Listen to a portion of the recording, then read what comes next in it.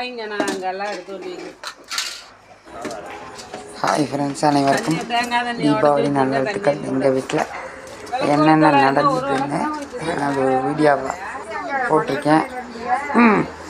என்னென்ன மாதிரி பண்ணோம், என்னென்ன பலகாரங்கள் சுட்டோம் அப்படின்னு சின்ன ஒரு வீடியோ. எல்லாருக்கும் பூஜை பண்ணிவிட்டு சாமிக்கெல்லாம் எல்லாத்தையும் வச்சுட்டு காலையில் ஒரு 6 மணியை போல் எடுத்தது இந்த வீடியோ. எல்லாம் படத்துக்கு பூ போட்டுட்டு ட்ரெஸ்ஸு பலகாரங்கள்.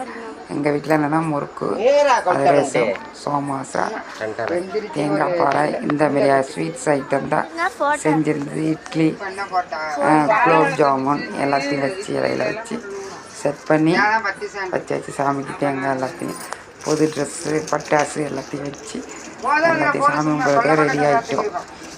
அப்போல்லாம் நைட்டியோடு நின்றுட்டு இருந்தோம். பலகாரங்கள் தான் எங்கள் வீட்டில் பண்ண பலகாரங்கள். அது ட்ரெஸ்ஸு, புது ட்ரெஸ்ஸு. இது இப்போ வருணாவோட அவுட்ஃபிட்டு தான். கவுனு மேளத்துக்கு சின்னவங்களுக்கு அவங்களோட அவங்க பேசுகிறாங்க என்னமோ.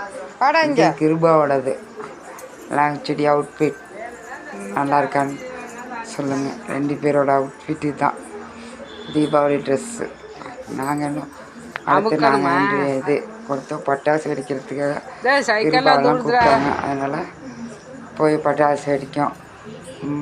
சின்ன பிள்ளைங்களை விட்டுட்டு பட்டாசு வெடிக்க கூடாது. நான் பக்கத்துலேயும் அவங்க பாட்டியும் எல்லோரும் நின்னோம். பக்கத்துலேயே நின்று அவங்க வெடிச்சிட்டு இருக்காங்க. அவங்க அப்பா எல்லாம் பிடிச்சிட்டு வந்துட்டு இருந்தாங்க. அது ஒரு வெடி வைக்கிறதுக்கே 1 மணி நேரம் ஆகுது. அதனால் பக்கத்துலேயே நின்று நான் வச்சுக்கிட்டு எங்கள் அம்மா எல்லோரும் நின்று பார்த்துக்கிட்டு இருந்தோம். வெடியை பக்கத்தில் யாரும் வெடித்தா கொண்டாலும் எல்லோரும் பார்ப்பாங்க போவாங்கன்னு பார்த்துட்டு இருந்தோம்.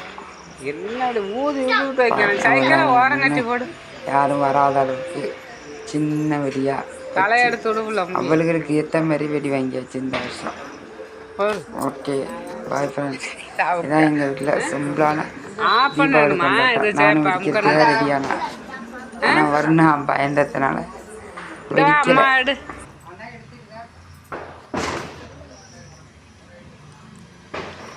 எங்கே வர அங்கே தெரியல.